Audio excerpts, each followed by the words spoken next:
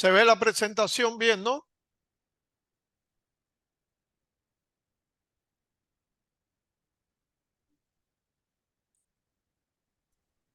Perfecto, se ve Bien. perfecto. Bueno, vamos a iniciar porque la clase de hoy es un poquito larga y entonces para no retrasarlo de ustedes, los demás que se incorporen, pues de todas formas queda grabada la clase. En el día de hoy vamos a hablar, igual que hicimos en la clase anterior, que hablamos de las particularidades de la protección radiológica en radiografía industrial. Hoy vamos a hablar de las particularidades de la protección radiológica en la práctica de irradiadores industriales. Y bueno, el objetivo es un poco entrar en los detalles acerca de los aspectos de protección radiológica de la práctica de irradiadores industriales. Siguiendo más o menos el mismo esquema de las presentaciones anteriores, vamos a hablar de los requisitos administrativos de la práctica, los requisitos de diseño de la fuente y los equipos, y los requisitos de diseño de las instalaciones, las particularidades de la exposición ocupacional y muy brevemente igual lo que tiene que ver con la exposición del público. Bueno, en cuanto a los requisitos administrativos, la práctica de irradiadores industriales es de primera categoría, según la OIE 117. Por ello, según la guía de autorizaciones de instalaciones y actividades, esta práctica debe tener licencia. Licencia que en el caso de instalaciones complejas puede llevar a una licencia de construcción y una licencia de operación. Y igual que en otras prácticas, pues la licencia de construcción tiene que ver con los aspectos de diseño y contempla la descripción de la práctica, la descripción de la fuente y la descripción de las instalaciones. Y la licencia de operación, además de actualizar los puntos anteriores, el informe de seguridad contempla la evaluación de seguridad y el programa de protección radiológica. Esta es, digamos, y al ser una práctica que lleva licencia de primera categoría, la solicitud de la licencia de operación para esta práctica implica la presentación de todos estos documentos. Una solicitud escrita y firmada por el representante legal con los datos de la instalación, la acreditación de la personería jurídica eh, de la empresa, el informe de seguridad según el anexo 1 con el contenido que ya vimos anteriormente, especificaciones técnicas sobre la fuente, certificado de calibración de los detectores, la nota de designación del responsable de protección radiológica, los resultados de pruebas que se hagan a los equipos eh, y en general a la instalación. Estas pueden ser instalaciones relativamente complejas con varios equipos y un plan de emergencia porque obviamente al ser una instalación de primera categoría, pues aquí, como vimos en el caso de accidentes que estuvimos repasando, pues pueden ocurrir situaciones de emergencia bastante complejas. Igual que existen requisitos para la obtención de licencia de las instalaciones, hay requisitos para las autorizaciones individuales, que en este caso abarca a los equipos, a los operadores de los equipos de irradiadores industriales y al responsable de protección radiológica. Son los que llevan aquí en esta práctica autorización individual. La práctica, al ser una práctica de primera categoría, tiene la mayor frecuencia de inspección que se da para las inspecciones reguladoras. Y la inspección sería una vez por año, de acuerdo a lo que plantea la norma UE 117 de categorización de las prácticas.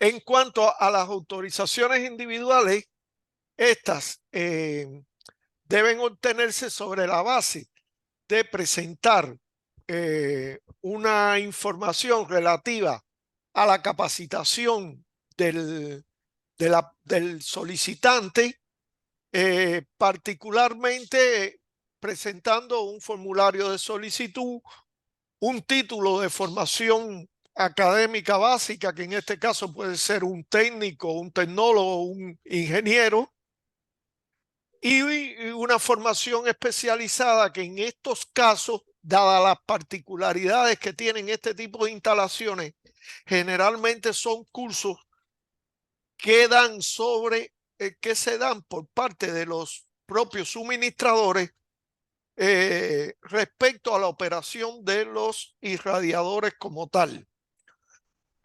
Esos cursos, a veces cuando se trata de irradiadores que están por muchos años en operación y donde ya el suministrador impartió esos cursos, pues se acepta que para el caso de una nueva solicitud de autorización individual, el curso sea impartido por alguno de los operadores que recibió, o el responsable de protección radiológica, que recibieron previamente un curso dado por los fabricantes de este tipo de equipo.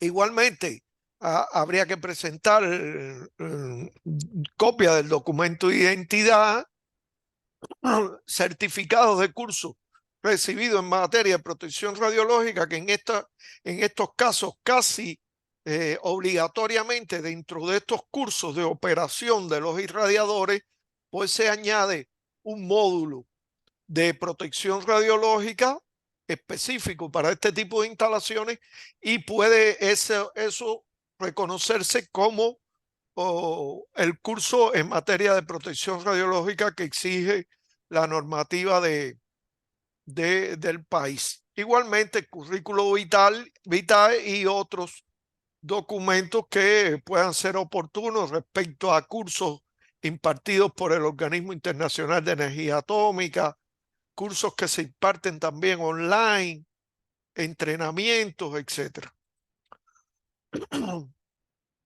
Por supuesto, dentro de la documentación que se pide para la autorización de la instalación, y dentro del anexo 1 que se pide rellenar, debe incluirse un programa de protección radiológica que establezca claras responsabilidades en cuanto al personal involucrado en esta práctica de irradiadores industriales.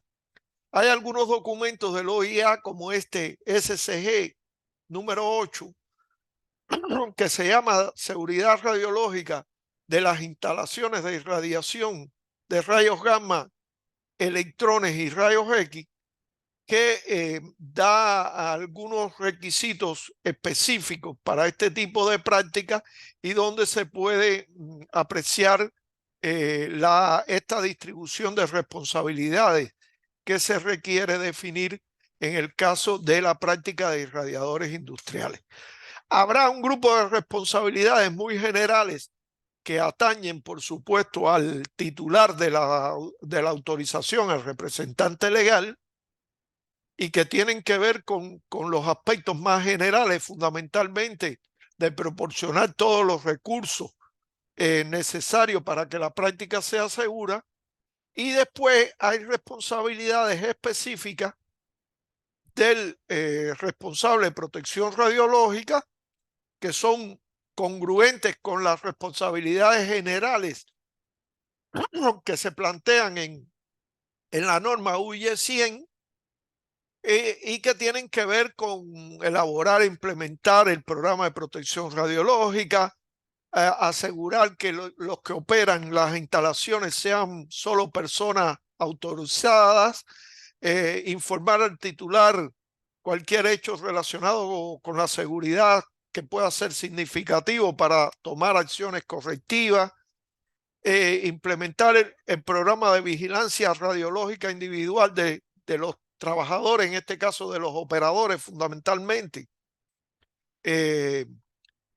y llevar los registros de ese programa de vigilancia radiológica individual, que es decir, la dosimetría del personal, asesorar al representante legal en materia de protección radiológica, implementar y verificar el entrenamiento inicial y periódico del personal, fundamentalmente los operadores, conducir la investigación de incidentes y accidentes, porque en caso de incidentes y accidentes habrá que presentar un reporte a la autoridad reguladora, verificar que se efectúen los mantenimientos a los equipos según el programa, el plan de mantenimiento concebido y, por supuesto, participar como principal contraparte en las inspecciones que hace la autoridad reguladora.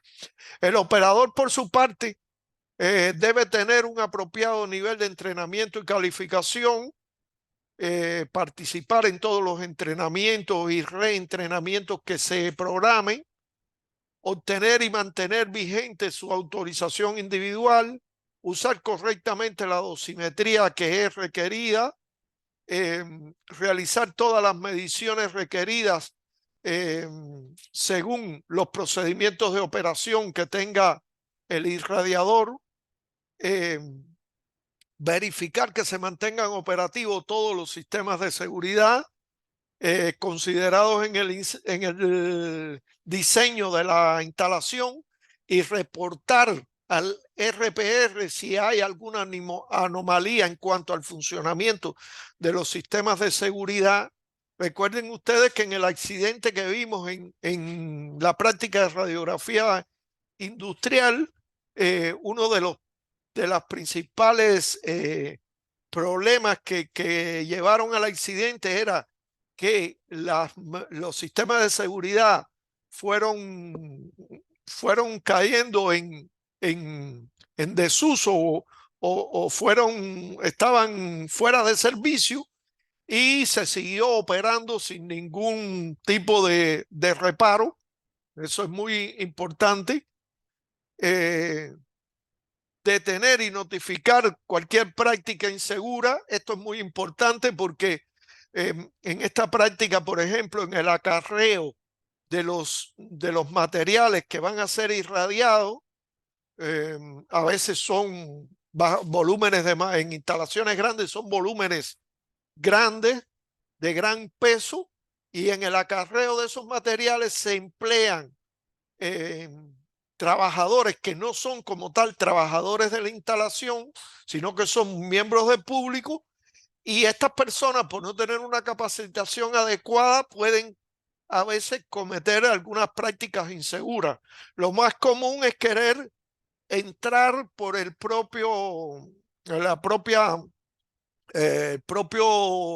túnel de entrada de las mercancías al recinto de irradiación, porque algún elemento se obstruyó o algo así. Y todo eso tiene que estar muy, muy atento el operador de que estas cosas no ocurran. Notificar al RPR cualquier incidente o accidente relativo a la operación del irradiador, asegurar que el irradiador sea utilizado según las recomendaciones del fabricante, esto en base a que los tiempos de irradiación y todo eso se correspondan con la planificación que se ha hecho, y realizar el monitoreo radiológico según los procedimientos rutinarios que se establecen en el servicio y que vamos a ver más adelante tienen algunas particularidades. Bien, si están bien claras las responsabilidades, entonces lo otro importante para garantizar la seguridad en este tipo de instalaciones es que los equipos y las fuentes cumplan con los requisitos de diseño que se han establecido para este tipo de instalaciones. Las fuentes radiactivas como tal deben cumplir igualmente normas de la ISO, particularmente la 2919 de categorización de fuente y la 9978 de ensayos de hermeticidad. Quiere decir, cuando se recambian las fuentes y todo eso, las fuentes que se recambian deben venir con los documentos que avalan el cumplimiento de esta normativa. Los equipos como tal tienen requisitos particulares que dependen de los tipos de equipos que se trate. Quiere decir, hay requisitos para los equipos del tipo de irradiadores de electrones y hay requisitos para los equipos del tipo de irradiadores gamma en sus diferentes categorías. Recuerden que teníamos 2 categorías de irradiadores de electrones y 4 categorías de irradiadores gamma. Refrescando un poco lo que ya conocemos, la categoría 1 de irradiadores de electrones son aquellos que son integralmente blindados, donde el acceso a la persona durante la operación es imposible. Esos eran los de categoría 1, que eran equipos, digamos, muy seguros. Los de categoría 2, en cuanto a a este tipo de irradiadores, pues son equipos en los cuales como tal el equipo de irradiación se instala en un recinto blindado y se mantiene inaccesible mientras que el equipo está irradiando. Y cuando ya el equipo no está irradiando, bajo determinadas medidas de seguridad, se puede entrar entonces al recinto. En cuanto a las categorías de los irradiadores gamma, recuerden que teníamos 4 categorías. La primera era para los irradiadores gamma con fuentes selladas, en las cuales la fuente está permanentemente dentro del contenedor y permanece todo el tiempo blindada. Y lo que se hace es introducir la muestra que se va a irradiar dentro del contenedor que contiene la fuente blindada. Estas son realmente instalaciones bastante seguras también. Estaban los de categoría 2, que eran aquellos en los cuales eh, la fuente salía y exponía los materiales que iban a ser irradiados dentro de un recinto de irradiación durante esa operación de irradiación en seco, porque estos son irradiadores en seco.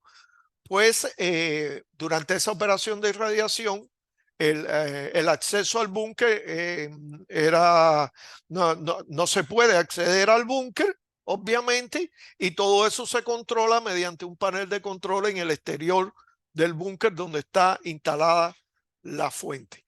Y las categorías 3 y 4 eran similares a la categoría 1 y 2, pero tenían que ver con instalaciones de irradiadores que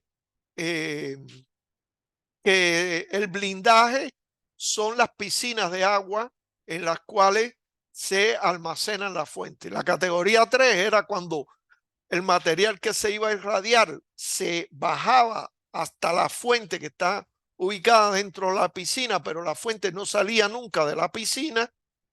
Y la categoría 4 era cuando el material que se iba a irradiar se colocaba dentro de un búnker y la fuente que estaba normalmente blindada en la piscina, pues se extraía hacia el local de irradiación, hacia el búnker de irradiación, y ahí era que ocurría el proceso de irradiación y son instalaciones de alguna forma similares a la de categoría 2, lo que no son secas, sino son de piscina. Bueno, por supuesto, los requisitos de seguridad que se apliquen en cuanto al diseño de estas instalaciones dependerá de la complejidad de cada una de estas instalaciones y de esas categorías. Quiere decir, son requisitos que se ajustan dependiendo de esas categorías. Los requisitos de diseño, sean cual sean, y sea la categoría que sea, al final tienen que cumplir con determinados principios de seguridad del diseño, que son la defensa en profundidad, la redundancia, la diversidad y la independencia. Entonces ahora vamos un poco a explicar, primero que todo, qué son cada uno de estos principios, porque claro, el grado de desarrollo de estos principios en el diseño dependerá de la complejidad de la instalación, porque vimos que hay instalaciones que son relativamente muy sencillas, autoblindadas, instalaciones que son mucho más complejas. Entonces los requisitos de diseño tendrán que desarrollarse en dependencia de la complejidad de la instalación, pero siempre tendrán presentes estos principios, que son la defensa en profundidad, la redundancia, la diversidad y la independencia. ¿Qué cosa es la defensa en profundidad? Bueno, la defensa en profundidad es un despliegue jerárquico de diferentes niveles de equipo y procedimientos. Vean que pueden ser equipos, pero pueden ser también procedimientos, para mantener la eficacia de las barreras físicas existentes entre la fuente de radiación y las personas, tanto en estado de funcionamiento normal como en situaciones de accidente. ¿Y qué nos quiere decir esto? Que la defensa en profundidad lo que nos va a permitir que, aunque como es un despliegue en diferentes niveles, aunque falle alguna barrera de estos diferentes niveles, siempre habrá al menos una que va a lograr cumplir la función de seguridad. En este caso, en el caso de instalaciones de irradiación, evitar la irradiación de las personas, tanto de los miembros del público como de los trabajadores ocupacionalmente expuestos. De manera que los objetivos de la defensa en profundidad son compensar los posibles fallos humanos y averías de los componentes, quiere decir, los fallos humanos y los fallos de equipo, los errores humanos y los fallos de equipo son consustanciales con cualquier práctica, particularmente en estos casos.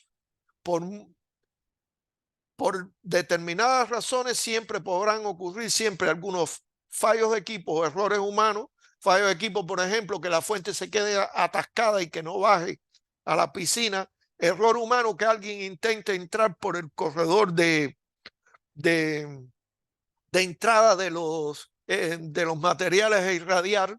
Ese es un error humano. Bueno, pues la defensa en profundidad deberá ser suficiente para compensar siempre cualquiera de esos fallos. Si no es suficiente para compensar esos fallos, no habrá una adecuada defensa en profundidad.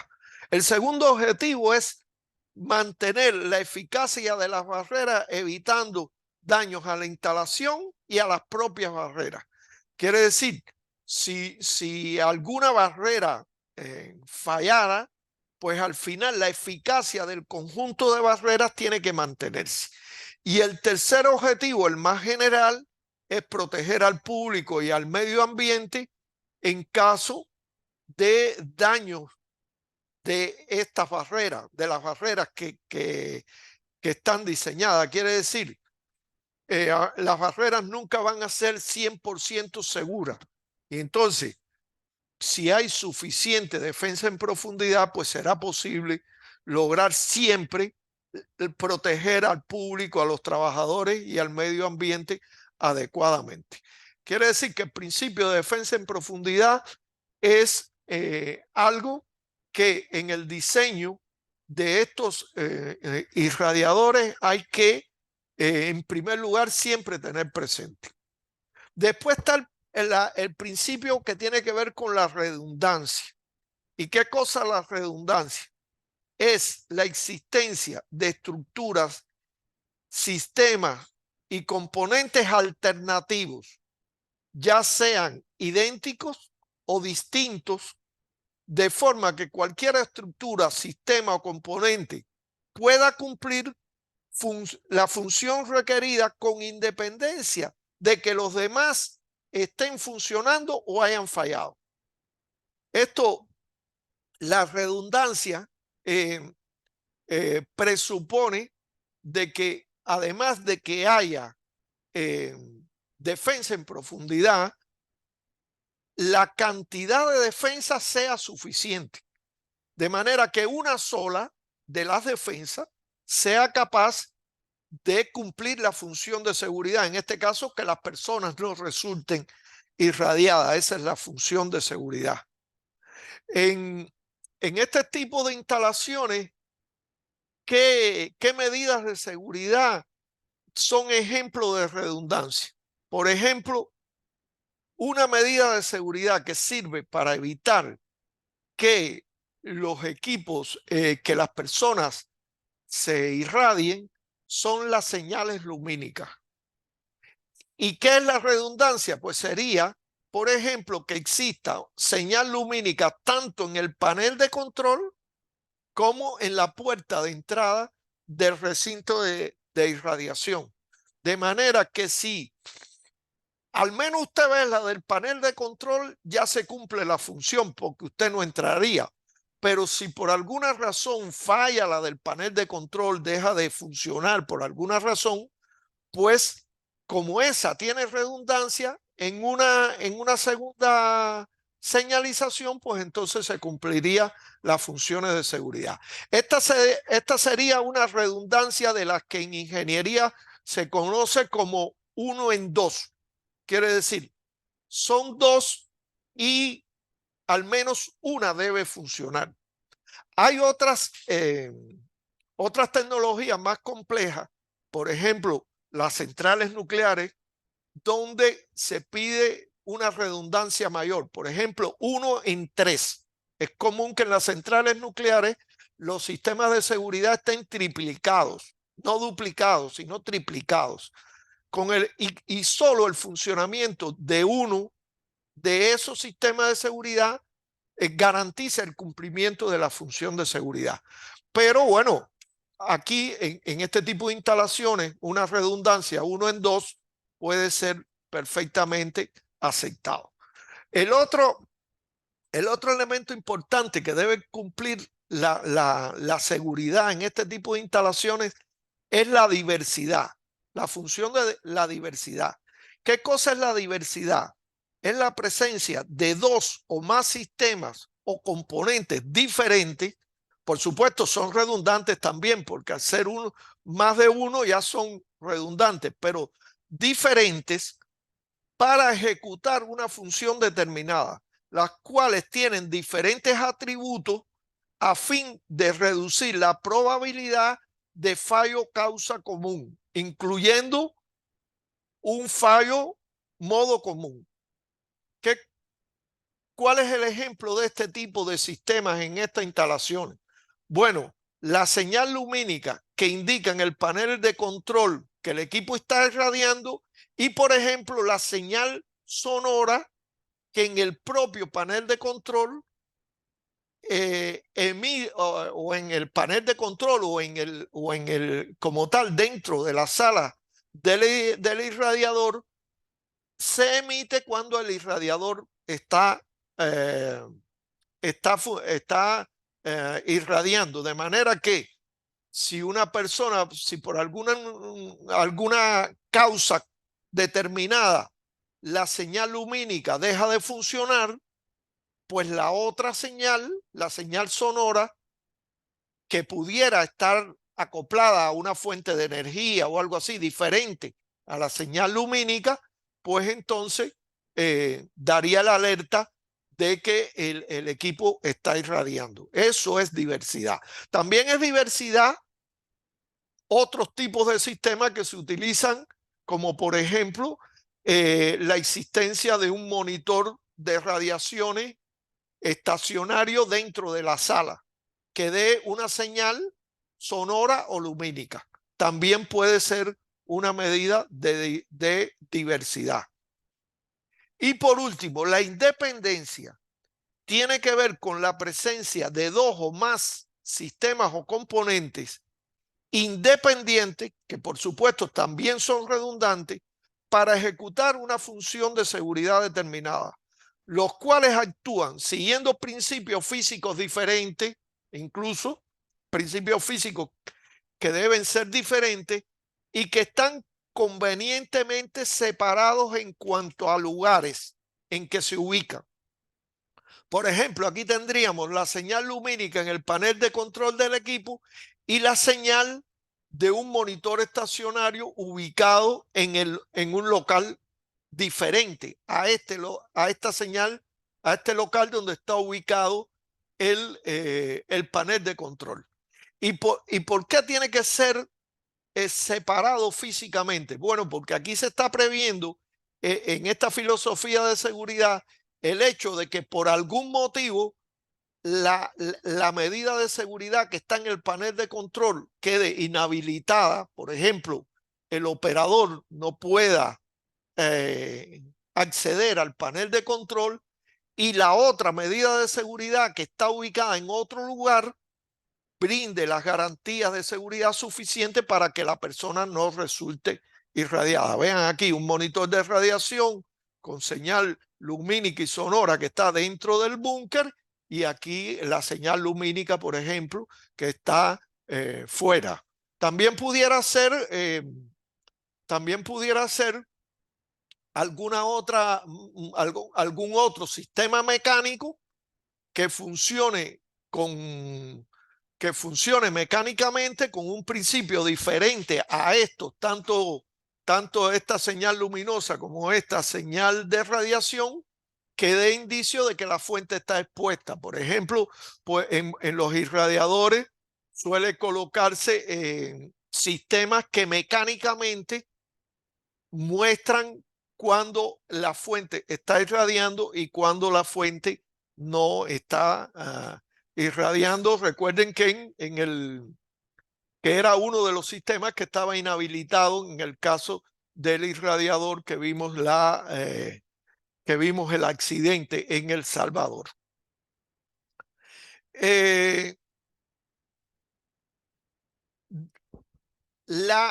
Como les decía, la implementación de estos principios se refleja concretamente en dispositivos, estructuras y componentes que forman todo el sistema de seguridad de la instalación. Ese sistema de seguridad va desde el uso de blindajes adecuados, el uso de sistemas de seguridad independientes y redundantes y el uso de dispositivos fijos de señalización, alarma y medición. Hay algunos dispositivos que solo dan una señal visual, hay otros que dan una señal de alarma y hay otros que ofrecen una medición y cualquiera de los tres puede servir en la filosofía de seguridad de la instalación. Veamos ejemplos de algunos de estos dispositivos. Por ejemplo, los sistemas, en el caso de sistemas de seguridad independientes, redundantes y diversos, en el panel de control del equipo tenemos dispositivo de parada en el panel de control que indica que la fuente no está expuesta, dispositivos de control de acceso que pueden estar que controlan el acceso al panel de control y al acceso también al local de irradiación. Eso pueden ser cadenas de seguridad o celdas fotoeléctricas, por ejemplo, que suelen utilizarse. Vean aquí, por ejemplo, en el caso del canal de entrada de los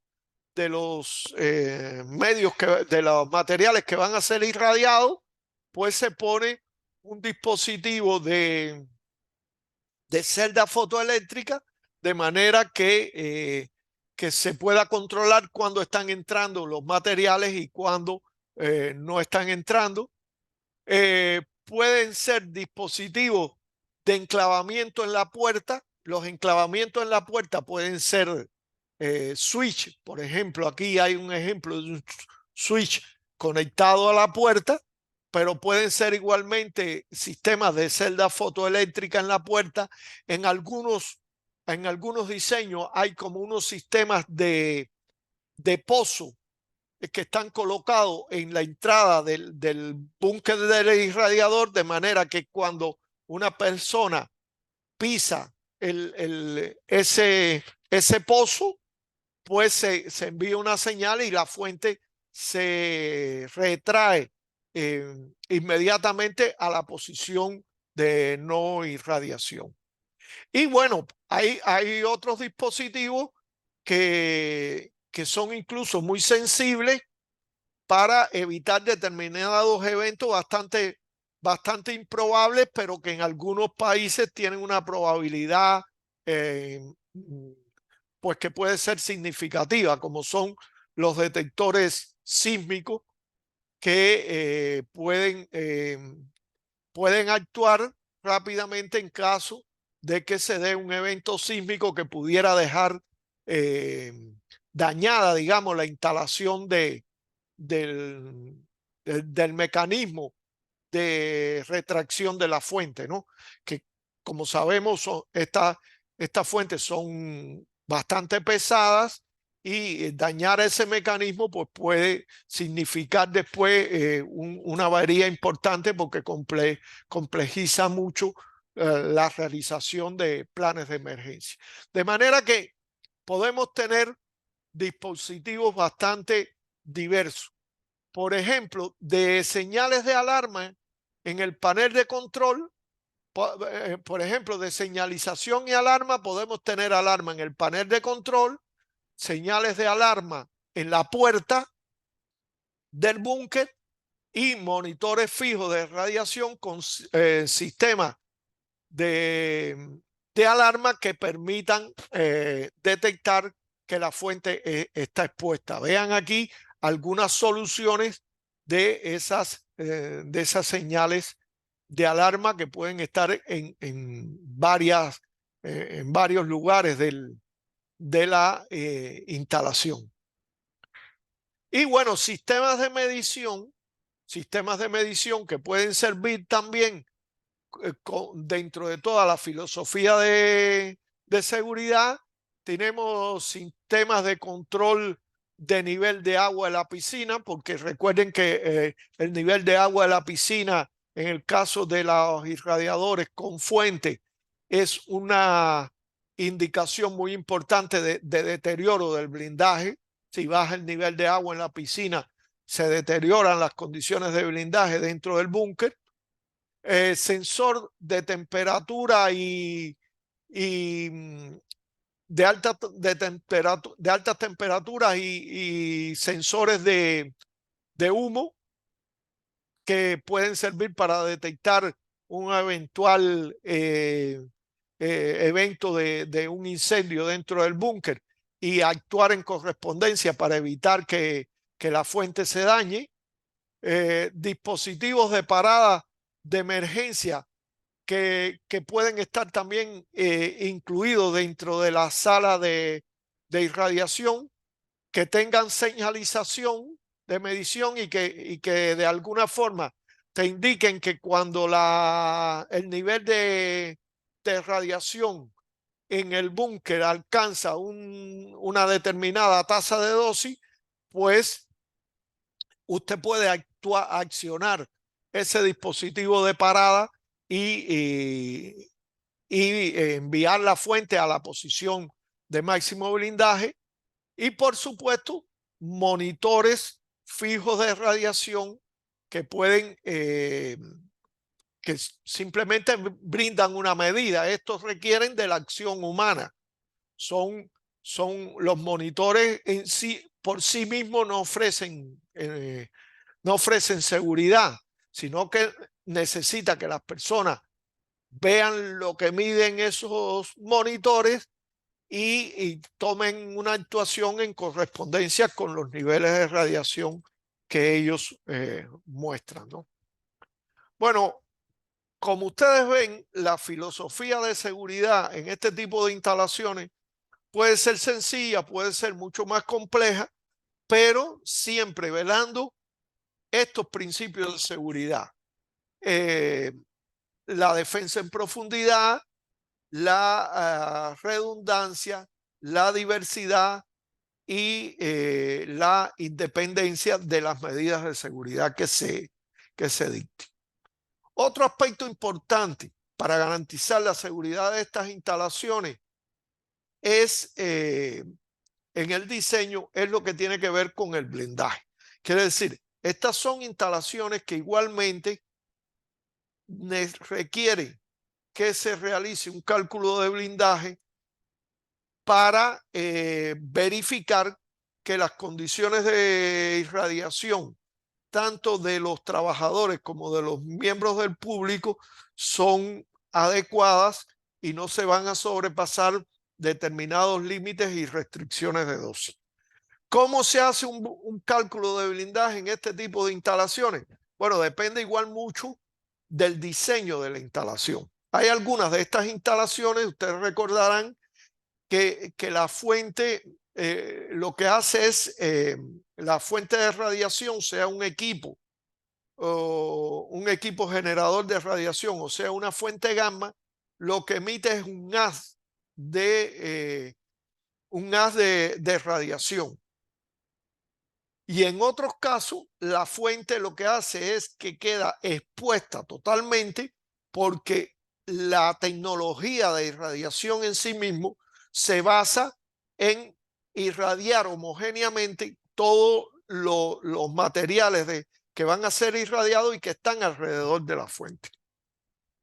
Por ejemplo, en el caso de este último caso, que es el caso más típico, cuando usted extrae la fuente de un blindaje ya previamente diseñado y la pone en exposición dentro del búnker, sea el método de blindajes de irradiador seco o de irradiador con piscinas de agua, al final usted puede basar su cálculo de blindaje en considerar que esa fuente de radiación respecto a la barrera irradia en todas direcciones y con igual intensidad. Quiere decir, usted puede aplicar el principio de que se trata de una fuente puntual.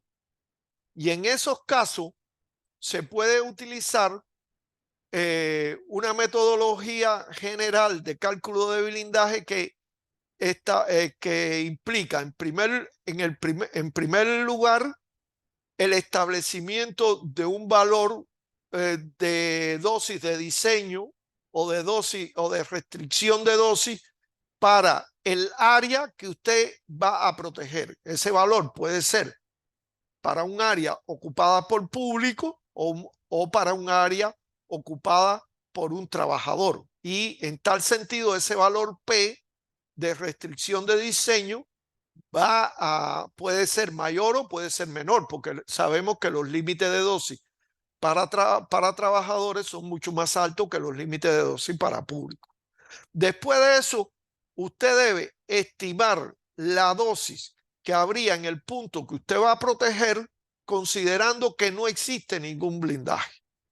Y haciendo el cociente entre ese valor de dosis de diseño que usted ha prefijado y la dosis en el punto que usted va a proteger, considerando que no hay blindaje, usted haya el valor, el factor de transmisión de la barrera que usted va a diseñar, suponiendo entonces una atenuación logarítmica en esa barrera de la radiación a través de su paso por esa barrera. Entonces usted puede calcular que el número de capas de décimos reductoras que usted necesitaría para blindar correctamente su instalación sería igual al logaritmo de 1 sobre el factor de transmisión de la barrera que usted previamente ha diseñado. Después solo lo que tiene que hacer es multiplicar para encontrar el espesor de blindaje. Usted lo que hace es multiplicar ese N que usted, ese número de capas décimo reductora que usted ha calculado por el valor de la capa décimo reductora, que es el nombrado TBL.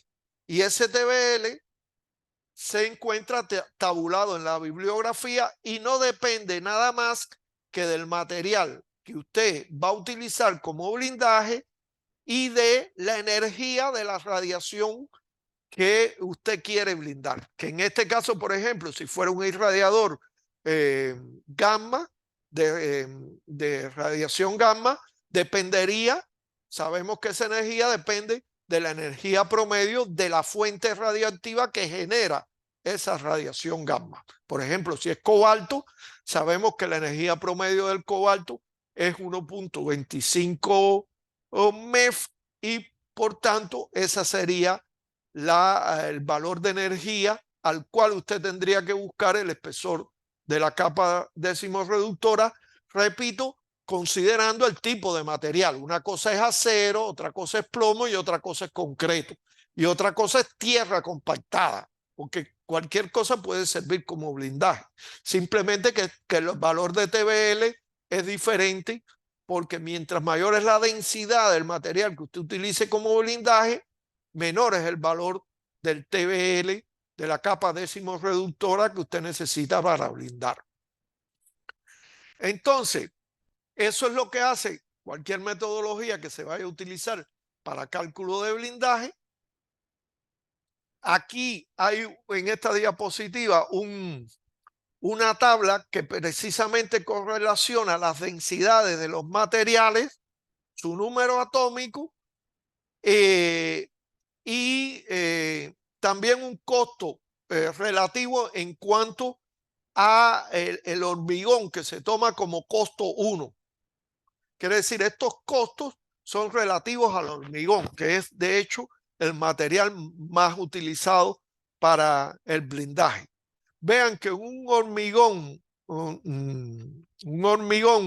denso de 2,3 gramos por centímetro cuadrado, por centímetro cúbico, tiene un número atómico aproximadamente de 11 y un costo relativo que se le pone 1, porque la unidad, $1, pongamos. Ya usted sabe que si usted va a utilizar hormigón pesado, ese hormigón pesado tiene una densidad mucho mayor, 4, el número atómico es mucho mayor, pero el costo relativo es 5.8 veces más costoso que el hormigón denso común. Igual, si utiliza el acero, sabemos que tiene un costo. Si utiliza el plomo, tiene un costo muchísimo mayor. Y si utiliza tierra compactada, tiene un costo mucho más bajo. Pero tiene un costo también porque para compactar la tierra se necesita movimiento de tierra, etcétera, etcétera. De manera que a la hora del diseño en cuanto al blindaje, se deberá escoger un material que sea adecuado en cuanto a la capacidad de blindaje que nos va a ofrecer, pero también en cuanto al costo relativo que eso nos va a ofrecer. Para hacer el cálculo, lo primero que hay que evaluar es la carga de trabajo que va a tener el irradiador, porque no es lo mismo un irradiador que trabaja 15 minutos al día y con eso es suficiente para irradiar los productos que tiene, que un irradiador que trabaja, que el mismo irradiador si trabaja todo el día, las 24 horas constantemente irradiando productos. Entonces, ¿cómo se puede determinar esa carga de trabajo? Multiplicando la tasa de dosis a un metro de la fuente por la cantidad de días de trabajo que se trabaja a la semana y el tiempo promedio de irradiación utilizado en cada día. Y por supuesto, a ver, la carga, la tasa de dosis a 1 metro de la fuente puede que incluso sea dada por el propio fabricante. Quiere decir, probablemente el fabricante le da a usted un valor de tasa de dosis a 1 metro de la fuente. Y eso le puede servir como un dato conservador. Pero generalmente eso es para una fuente, el fabricante lo da para la fuente cuando la fuente está más cargada. La fuente con el tiempo se va a ir descargando de manera que la actividad de la fuente, que es lo que condiciona esta tasa de 12 a 1 metro, recuerden que la tasa de 12 a 1 metro de cualquier fuente considerada una fuente puntual era la constante gamma por la actividad entre la distancia al cuadrado, que en este caso es 1 metro. De manera que cuando varía la actividad, cuando va decayendo la fuente, pues la carga de trabajo va disminuyendo. A menos que usted aumente el tiempo de irradiación diario, porque también si usted quiere, si la fuente va decayendo y usted quiere seguir irradiando la misma cantidad de producto, probablemente lo que tenga que hacer es aumentar el tiempo de irradiación. Pero bueno, a través de este formulismo podemos calcular aproximadamente cuál es la carga de trabajo. Una vez que calculemos la carga de trabajo, si consideramos que la fuente en este tipo de instalaciones emite radiaciones en 4pi, quiere decir en todas direcciones y con igual intensidad, entonces todas las barreras del búnker que diseñemos van a ser barreras primarias y el factor de transmisión que va a haber a través de esa barrera primaria va a ser la multiplicación de, recuerden, el límite de diseño que pusimos P multiplicado por la distancia al cuadrado entre la carga de trabajo multiplicado por el factor de ocupación, porque esta U, que es el factor de uso, si la fuente emite en todas direcciones con igual intensidad, pues este factor de uso va a ser 1. Y el factor de ocupación va a depender de qué tiempo, del tiempo total que está irradiando el irradiador, qué fracción de tiempo esa área que nosotros vamos a proteger está ocupada por personas que pueden ser el operador o que pueden ser el miembro del público. Por ejemplo, el panel de control, supuestamente el factor de ocupación tendría que ser 1, porque se supone que siempre que está irradiando el irradiador, pues el operador tiene que estar en el panel de control. Pero, por ejemplo, una barrera circundante del búnker que colinde con un pasillo, pues el factor de ocupación no es 1, porque no siempre va a haber una persona ahí parada en ese pasillo durante el tiempo que el irradiador está irradiando. Entonces ahí se puede tomar un factor de ocupación menor a la unidad. Hay en la bibliografía recomendaciones de cómo tomar los factores de ocupación dependiendo del tipo del uso que se le va a dar a ese local o a esa área donde está ubicado el punto que queremos proteger. Bueno, a partir de ahí se calcula B. Vean que todo esto son valores conocidos. La distancia P ya la fijamos. La carga de trabajo ya vimos anteriormente cómo se calcula. Este factor de ocupación lo podemos definir. Podemos calcular B y entonces podemos calcular el número de capas décimo reductora como el logaritmo de 1 sobre B. Ya una vez que sabemos cuántas capas décimo reductoras necesitamos, lo que necesitamos saber es de qué material está hecho.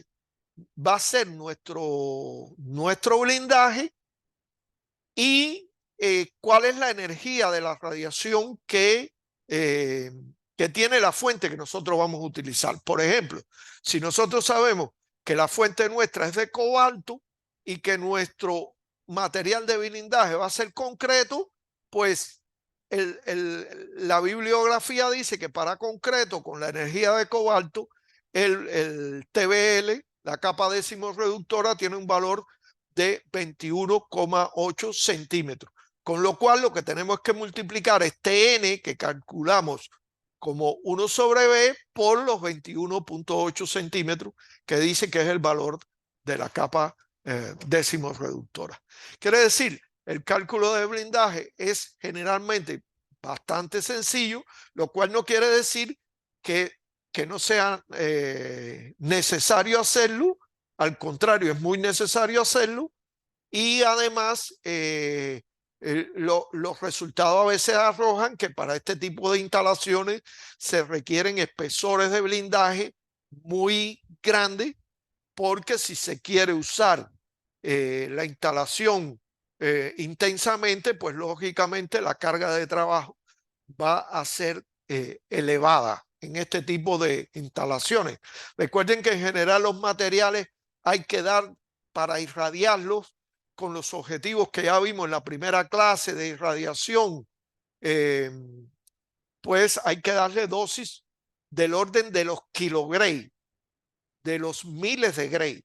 Entonces, por eso muchas veces vemos que este tipo de instalaciones tiene paredes muy gruesas. Ahora, otra cuestión importante en este tipo de instalaciones en cuanto a su diseño es poder estimar las dosis que pueden recibir las personas en condiciones de accidente. Recuerden que, por ejemplo, en el accidente que vimos de El Salvador, se hacía una estimación por los tiempos y la distancia que estuvieron las personas a las que estuvieron los 3 operadores de la fuente, se pudo hacer una estimación de las dosis que habían recibido. Y la estimación de las dosis es muy importante porque sirve para predecir en caso de un accidente cuál es el cuadro clínico que puede desencadenar el paciente en el futuro. Entonces, hacer una estimación de dosis en caso de accidente es una de las cosas importantes también en este tipo de instalaciones. En general, para las estimaciones de dosis, aunque pueden hacerse con metodologías mucho más ajustadas y con valores más reales, pero igualmente se puede considerar la fuente puntual y hacer la estimación de dosis a partir de estimar la tasa de dosis a una determinada distancia de la fuente. Por esta ecuación que ya conocemos, que la tasa de dosis a una determinada distancia de la fuente es la constante gamma por la actividad entre la distancia al cuadrado. Y entonces ya después usted puede tener como un mapeo alrededor de la fuente de cuáles son los valores de tasa de dosis esperados a determinadas distancias de la fuente. Y simplemente usted lo que tiene que hacer entonces es multiplicar esos valores esperados por el tiempo en que la persona estuvo expuesta. Y ya entonces usted puede saber la dosis total que recibió la persona. Y podrá preocuparse o podrá considerar que es un incidente, que no va a haber un daño mayor o algo así, pero siempre sobre la base de una estimación de dosis. Porque esta información es muy útil y aunque la persona tenga dosimetría, usted no puede esperar el tiempo que demora el procesamiento del dosímetro, el envío y procesamiento del dosímetro. Aunque exista una vía expedita para procesar esos dosímetros, usted no debe esperar el procesamiento del dosímetro para dar una conclusión. Pero recuerden que en el accidente de El Salvador había una persona que era trabajador ocupacionalmente expuesto, pero habían 2 que fueron miembros del público que fueron a ayudar a ese trabajador ocupacionalmente expuesto y que resultaron también altamente irradiados. Entonces, esa gente no tenía dosímetro. Entonces hay que reconstruir las dosis que recibieron a partir de este tipo de aproximaciones. Le digo que estas son aproximaciones gruesas, pero que dan una idea de cuál es el orden de las dosis que recibieron los trabajadores. Obviamente, se puede hacer una aproximación más rigurosa si usted en vez de fuente puntual considera una fuente extendida, una lámina y hace todo una integral y todo eso, pero muchas veces no merece la pena para tomar decisiones gordas en cuanto a cómo tratar a las personas que se resultaron irradiadas. Bueno, una vez que hayamos visto todo esto respecto al diseño, veamos algunas particularidades relativas a la exposición ocupacional y la exposición del público. En cuanto a la exposición ocupacional, lo primero importante es definir cuáles son los riesgos de exposición que tienen las personas que trabajan en esta práctica. Y el principal riesgo de exposición es la exposición externa. ¿Por qué? Porque incluso en aquellos casos cuando se usan fuentes radioactivas, como son los irradiadores gamma que usan fuentes radiactivas, estas fuentes radiactivas son diseñadas con tal nivel de seguridad en el diseño mismo de la fuente en cuanto a su hermeticidad, dado por esas normas, la ISO 2919 y la 9978, que tal nivel de seguridad que es muy improbable que la fuente se deshermetice y mucho menos probable de que el trabajador resulte contaminado por trabajar con fuentes radioactivas. Quiere decir, estas son fuentes encapsuladas y en esos casos el trabajador básicamente lo que recibe es exposición externa, que recuerden era exposición total o localizada del cuerpo humano a las radiaciones emitidas por una fuente radiactiva externa, por una fuente radiactiva o por una fuente de radiación, que puede ser un equipo generador de radiaciones también. ¿En qué momentos puede ocurrir estos eventos de exposición externa? Bueno, durante la colocación de materiales para la irradiación, quiere decir, normalmente, dependiendo del tipo de instalación, hay veces que los materiales entran automáticamente al búnker, quiere decir, por una cinta transportadora o algo así, un sistema de cinta transportadora, los materiales entran al búnker automáticamente sin que medie la acción del trabajador, del operador. Hay otras instalaciones donde la colocación de los materiales es manual, dependiendo del tipo de instalaciones que sea. En estos casos, donde hay determinadas acciones manuales, pues puede ocurrir irradiación externa del trabajador. Recuerden que aun cuando la fuente esté en autoblindada, siempre hay un determinado nivel de fuga de radiación que va a escapar de ese blindaje autónomo que tiene el equipo. Sin hablar de que en una piscina también existen fugas, sin hablar que en el caso de un blindaje seco también existen fugas de radiación. Por lo tanto, cualquier operación que haga el operador dentro del o para poner en funcionamiento el irradiador puede implicar irradiación externa. Después está el proceso de operación del irradiador desde el panel de control. Ahí también puede haber irradiación externa, porque aunque diseñemos muy bien el panel de control, siempre habrá, del blindaje del panel de control, siempre habrá un nivel de fuga de radiación que va a llegar ahí al panel de control cuando el equipo está irradiando, y eso pues va a impactar en la exposición externa que va a recibir el trabajador. Después tenemos actividades colaterales que debe hacer el operador, como son la verificación de los sistemas de seguridad, quiere decir diariamente cuando el operador llega, lo primero que hace es verificar los sistemas de seguridad.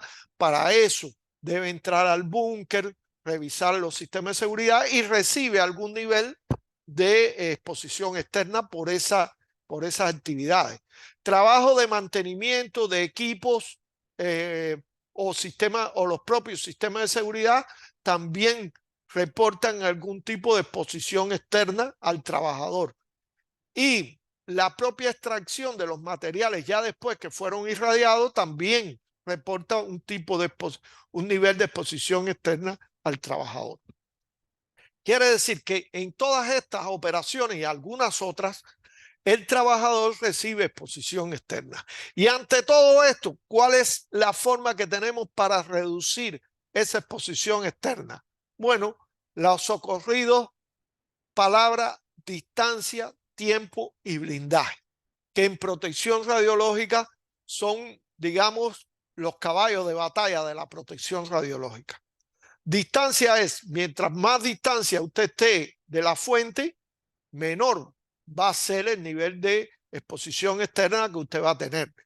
Tiempo es, mientras menos tiempo usted esté cerca de la fuente, quiere decir, si usted sabe hacer todo este procedimiento rápidamente y lo hace muy rápido, pues menor va a ser la exposición externa que usted va a recibir del irradiador. Y tercero, mientras mejor sea el blindaje, menor va a ser la exposición externa que usted va a recibir por esta práctica. De manera que hay que combinar todo esto para lograr reducir ese riesgo de exposición externa. Ya hablamos un poco del blindaje, pero cómo también se puede tener en cuenta los factores tiempo y distancia.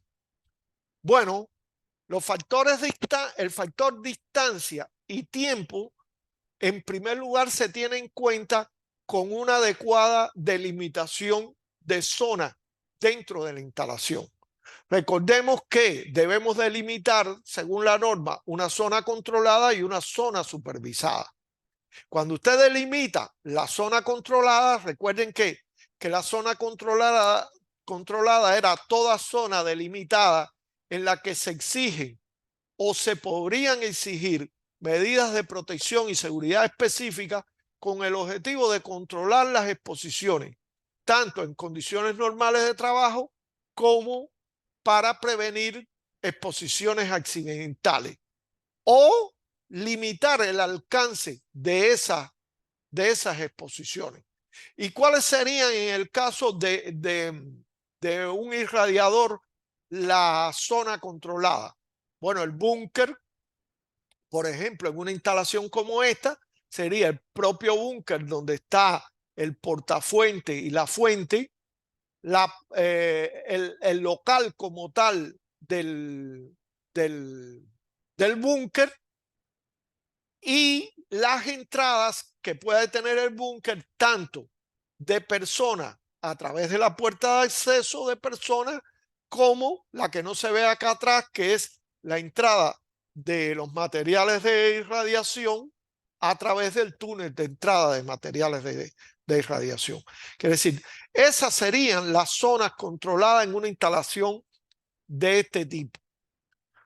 Por supuesto, dependiendo de las características de la instalación, como aquí hay un abanico de irradiadores tan amplio, pues será la delimitación de zona que se tenga que hacer. Por otro lado, también debemos definir la zona supervisada, que es toda zona no definida como controlada, quiere decir todo esto que no hemos definido como controlada, pero bajo las cuales hay que tener determinadas medidas de vigilancia respecto a la exposición ocupacional o también respecto a la exposición del público. En este tipo de instalación, por ejemplo, en específico, el panel de control sería zona controlada, zona supervisada y, por ejemplo, la puerta de entrada de las muestras a irradiar sería también zona supervisada y probablemente algún área circundante de este búnker, debido a las características particulares que tenga la instalación, pueda definirse también como zona supervisada. Pero recuerden, siempre tiene que ser una zona delimitada. Tanto la zona supervisada como la zona controlada tiene que ser una zona delimitada. Si usted va a considerar zona supervisada un área colindante del búnker, usted tiene que delimitar esa área entonces para considerarla como zona supervisada. Delimitarla puede ser con una raya en el piso, puede ser con una cerca alrededor, etcétera, etcétera. Pero siempre las zonas, tanto la controlada como la supervisada, tienen que ser zonas delimitadas. La otra medida importante para controlar la exposición ocupacional es la vigilancia radiológica individual. Quiere decir, en esta, como en otras prácticas que ya hemos visto, se requiere implementar un programa de vigilancia radiológica individual, definiendo los dosímetros personales que serán utilizados, si se van a utilizar otros dosímetros alternativos, quiénes son las personas que van a usar los dosímetros y qué características tienen los dosímetros que vamos a utilizar para considerar dentro del programa de vigilancia radiológica individual. Recuerden que siempre los dosímetros personales, estos TLD o estos de película, los que sean, pero esos personales que se van a utilizar para el monitoreo de la dosis equivalente personal, tendrán que estar calibrados en la magnitud de dosis equivalente personal profunda. HP10 es lo que normalmente proveen los laboratorios de dosimetría. Y son estos los que van a resultar legales a la hora de controlar las restricciones y los límites de dosis que están en la norma. Estos otros dosímetros, los dosímetros de lectura directa y los dosímetros con alarma, pueden ser utilizados fundamentalmente para supervisar las dosis que reciben los trabajadores en determinados procedimientos especiales que vayan a realizar los trabajadores. Y es bueno tenerlo, pero no son obligatorios tenerlo, porque los que sí son obligatorios para poder establecer el cumplimiento de las restricciones y límites de dosis son estos, los dosímetros personales que miden en la magnitud HP10. En esta práctica, como siempre el operador va a estar alejado de la fuente, no es necesario el uso de dosímetros en extremidades, ni dosímetros en cristalino, por ejemplo, que son otros dosímetros que no son estos mismos. Muy importante señalar, no son estos. Un dosímetro que está calibrado en HP10 no puede ser utilizado para estimar, para evaluar la dosis en extremidades, porque recuerden que los dosímetros para evaluar dosis en extremidades tenían que estar calibrados en HP 007, que era la magnitud que servía para evaluar ese tipo de dosis. Igual los dosímetros, recuerden, de cristalino que se usan en otras prácticas, también están calibrados en otra magnitud. Pero bueno, concretamente en esta práctica solamente es necesario el uso de los dosímetros calibrados en HP10 y el uso de ellos se corresponde con las normas de uso de dosímetros que da el laboratorio, que normalmente es con el detector al frente, a la altura del pecho o en el tronco del trabajador, etcétera, etcétera. Las normas ya la da el propio laboratorio de dosimetría que hace la estimación de las dosis. Aun cuando esté muy bien el tema. Una cosa importante, ¿a quiénes vamos a dar dosímetros? en este tipo de práctica? Bueno, obviamente a los operadores y al responsable de protección radiológica, por las funciones que ya vimos anteriormente que tienen que cumplir.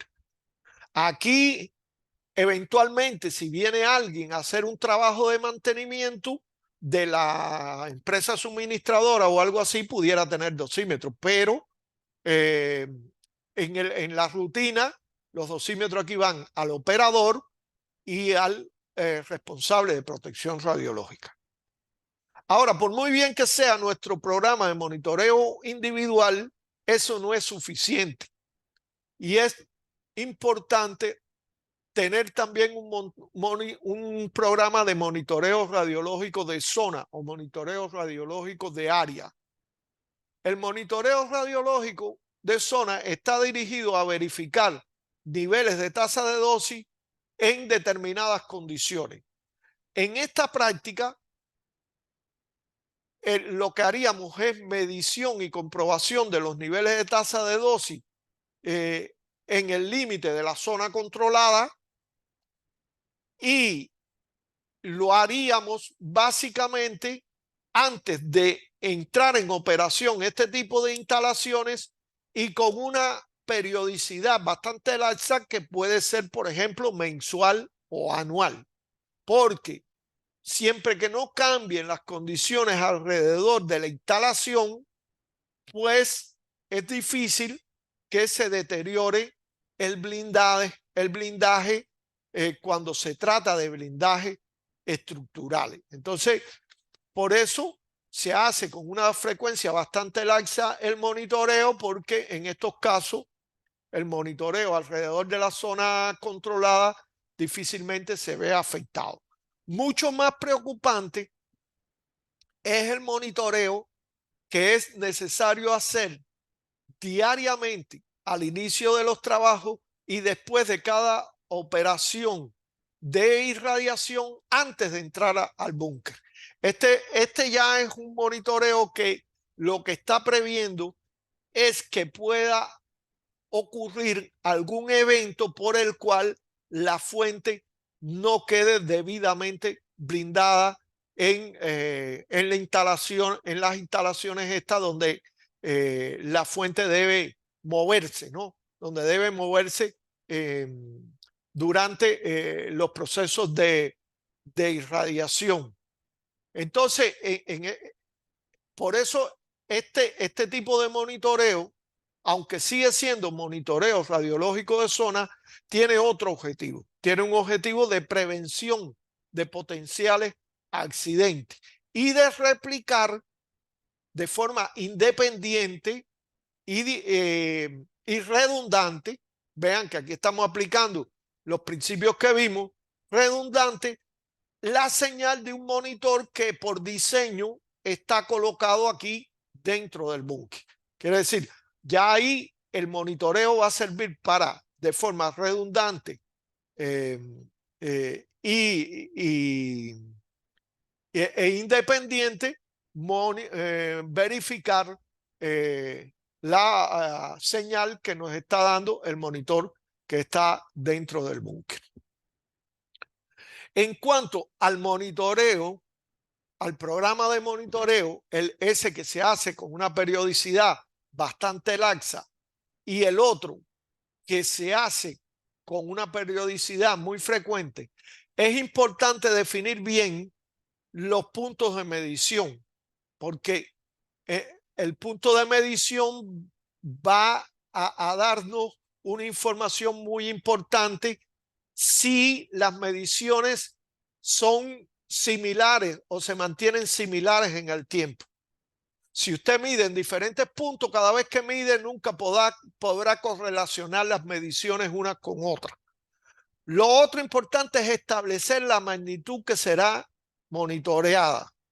Quiere decir, por ejemplo, vamos a monitorear tasa de dosis. Si vamos a monitorear tasa de dosis, hay que establecer muy bien cuál es esa, que el equipo es capaz de medir esa magnitud que necesitamos monitorear. Lo otro decisivo es que el equipo, cuál va a ser el equipo de monitoreo que vamos a usar. Y ahí arranca por verificar que el equipo es adecuado para medir esa magnitud y ese tipo de radiación, y además que el equipo está avalado, digamos, por un certificado de calibración que permita dar fe de los resultados de las mediciones que vamos a tener, porque si es un equipo que nunca ha sido calibrado, le puede dar a usted cualquier valor y eso no le va a servir para los objetivos del monitoreo. Aquí lo bueno es que en el caso de los equipos que usan fuente, todo tipo de detector sirve. Sirven las cámaras de ionización, sirven los detectores Geiger-Müller y sirven los detectores proporcionales. Cualquiera de ellos sirve. El detector Geiger-Müller tiene la ventaja de que, como ustedes recuerdan, tiene mayor sensibilidad. Y eso es muy bueno cuando podemos querer estar buscando eventos que puedan ocurrir durante la operación de la instalación. Quiere decir, aquí los detectores Geiger-Müller son muy buenos.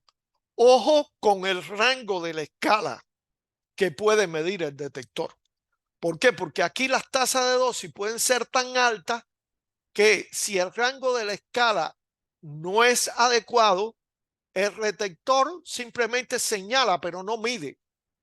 Porque si las tasas de dosis son muy altas y su detector, las que podemos medir acá adentro, porque sabemos que tenemos fuentes muy potentes acá adentro, y su detector, el rango de él, no le da para medir en el orden de los milisievert, sino que mide nada más en el orden de los microsievert o hasta 9,9 milisievert, por ejemplo, que miden usualmente los detectores. Pues si usted tiene más de ese valor, usted sabe que hay radiación, pero usted no puede tomar ninguna estrategia en cuanto a su plan de emergencia y eso, porque usted no sabe exactamente cuánto está midiendo el detector. Entonces aquí no es comprar un detector por comprar un detector. Hay que saber también que el rango de la escala del detector sea adecuado para medir niveles bajos de tasa de dosis, pero también medir niveles muy altos de tasa de dosis. Y obviamente, finalmente, también hay que registrar los resultados de ese monitoreo para poder en el tiempo evaluar cómo se van comportando las mediciones y también para demostrar que efectivamente se hacen los trabajos de monitoreo. Finalmente, en cuanto a la exposición del público, prácticamente tres medidas son fundamentales para garantizar la exposición del público. Yo le sumaría una cuarta, pero que no se relaciona directamente con la práctica. ¿Y por qué lo voy a explicar?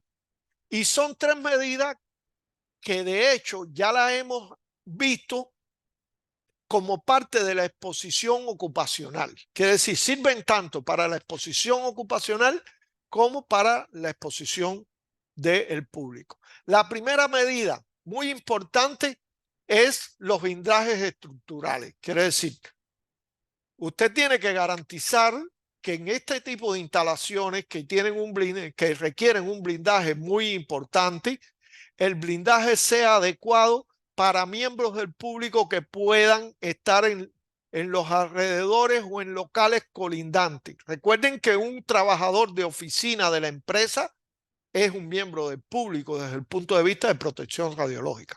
Entonces, la primera cosa es que los blindajes sean adecuados. Y eso usted lo verifica tanto para el trabajador como para el miembro del público. La segunda cosa importantísima es el diseño de la instalación y la clasificación de las áreas con sus controles de acceso. ¿Por qué?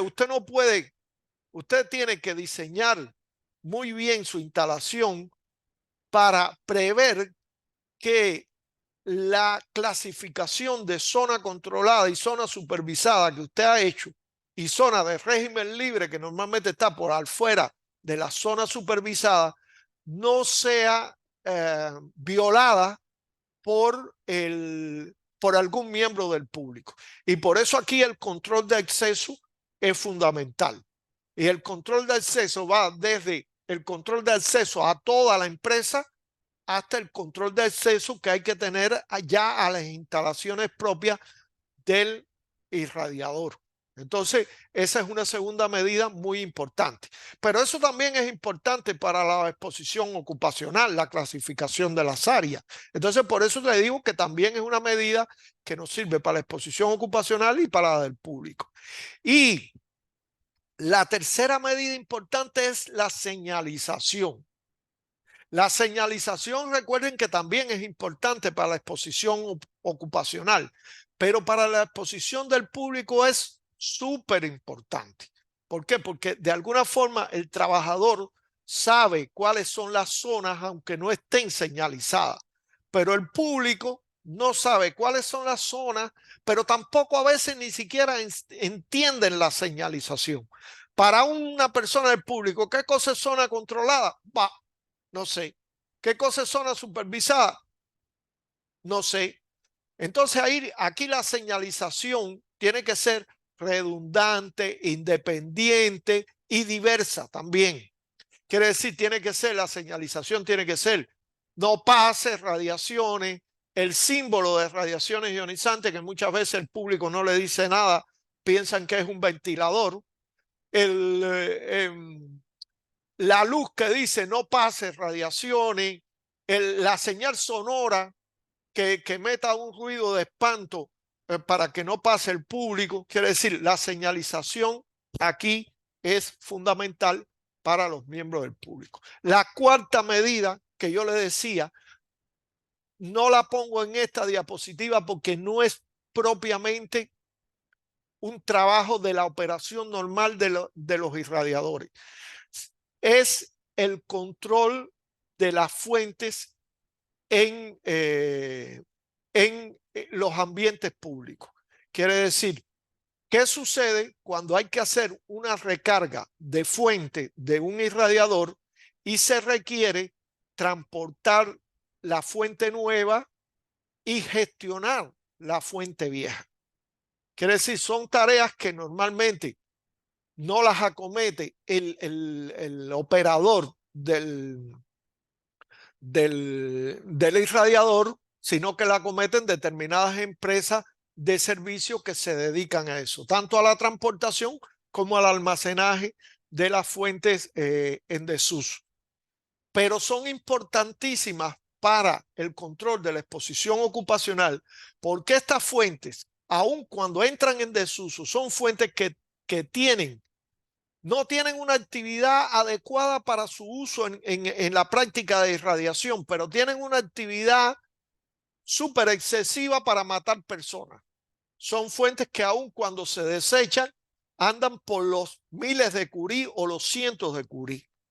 De manera que hay que tener mucho cuidado con ellos en cuanto a que ellas no caigan en el dominio público, pero como les digo, no la pongo aquí porque atañen más bien a las instituciones que brindan esos servicios. Bueno, ¿qué podemos decir como conclusiones de las particularidades de la protección radiológica en los irradiadores industriales? Bueno, en primer lugar, que es una práctica que clasifica como primera categoría, es el nivel de riesgo más alto y requiere licencia. Tanto las instituciones como autorización individual, las personas que operan estas instalaciones y los responsables de protección radiológica.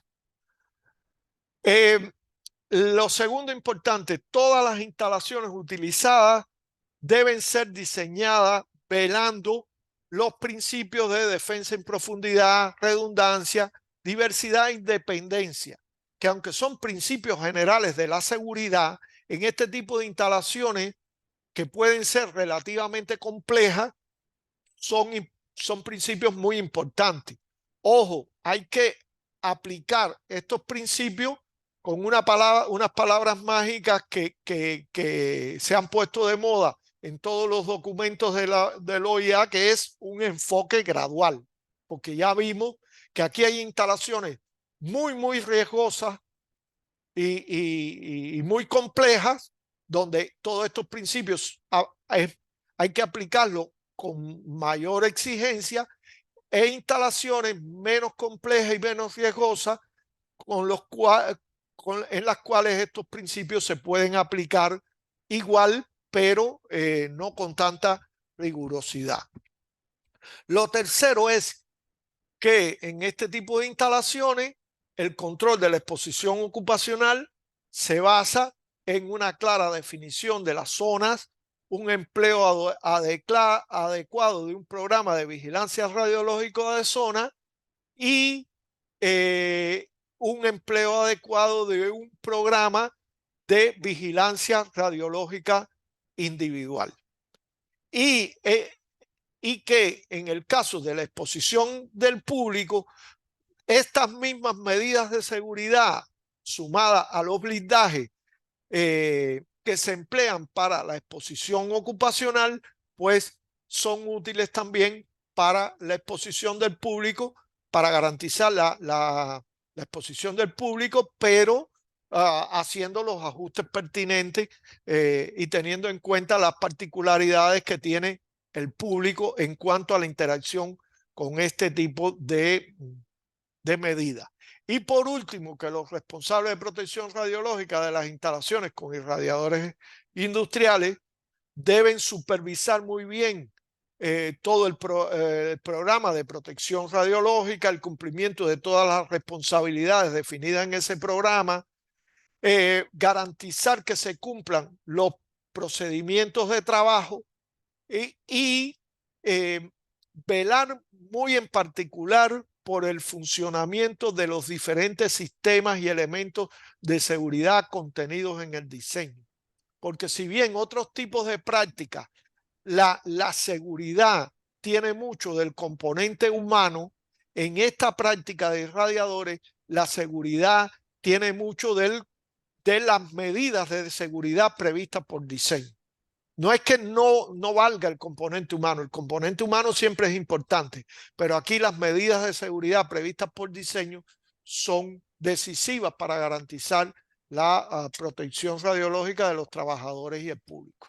Bueno, hasta aquí la clase de hoy. No sé si hay alguna pregunta.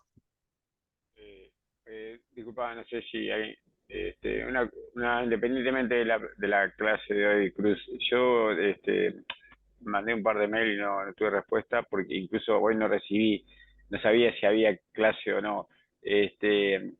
¿Tú no estás mandando el recordatorio todos los días que hay clase? Digo porque yo Esta semana no lo mandé. Esta no, semana no, no lo ¿sabes por qué? mandé porque he estado muy atareado, de verdad, se lo No, confieso. no, todo bien. No, te explico, porque el otro día tuve que salir rápido porque había alerta roja, ¿viste? Y después me quedé colgado y no tuve novedad. Entonces no sabía si... Hoy me metí después porque la verdad me acordé que era miércoles, pero bueno. No sabes, y quería consultarte, ¿cuántas clases más faltan? Digo, porque no me acuerdo. Falta una sola clase la semana que viene, que va a ser precisamente la clase de medidores nucleares, particularidades en la protección radiológica en la práctica de medidores nucleares. Entonces, que ya es la última que falta para el grupo de ustedes. Igual falta una clase que la damos los lunes para el grupo de médicas, pero para el grupo de ustedes falta una sola la semana que viene. Y a partir de ahí vamos a dar un tiempo prudencial para hacer el examen final. Y una consulta más. Nosotros en la parte industrial tenemos vamos a decir, la clase 18 a la clase 23 más o menos, ¿no? En la segunda parte. Sí. Está. Pues no me acordaba bien. En la primera parte terminamos hasta Vamos a hacer, cuando hagamos el módulo. examen, vamos a hacer dos baterías.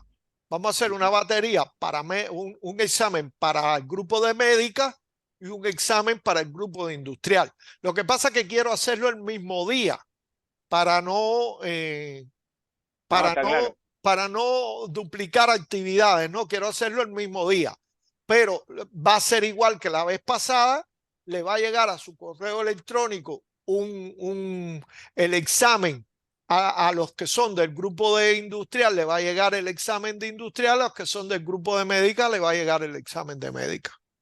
Cruz, la última pregunta. ¿Y el examen va a, son los módulos de la segunda etapa o también o todo incluido también lo de la primera? Algo muy general de la primera vamos a poner, ¿no? Porque ya este es un examen conclusivo del curso. El examen de la primera, digamos, en buena ley no valió. Valió para consolidar los conocimientos de la primera parte. Y ahora sí les puedo decir, el 70%, mínimo el 70% del examen va a ser de la segunda parte. Ok, ok. ¿De Gracias. acuerdo? Ok. Así que nosotros nos vemos el miércoles que viene. Nos vemos el miércoles que viene. Dale, Muy bien. impecable. ¿Algo más? No, no, Bueno, que nada más. descansen, que Gracias. descansen. Muchas gracias. Chao. Gracias, Bueno, chao. chao, chao.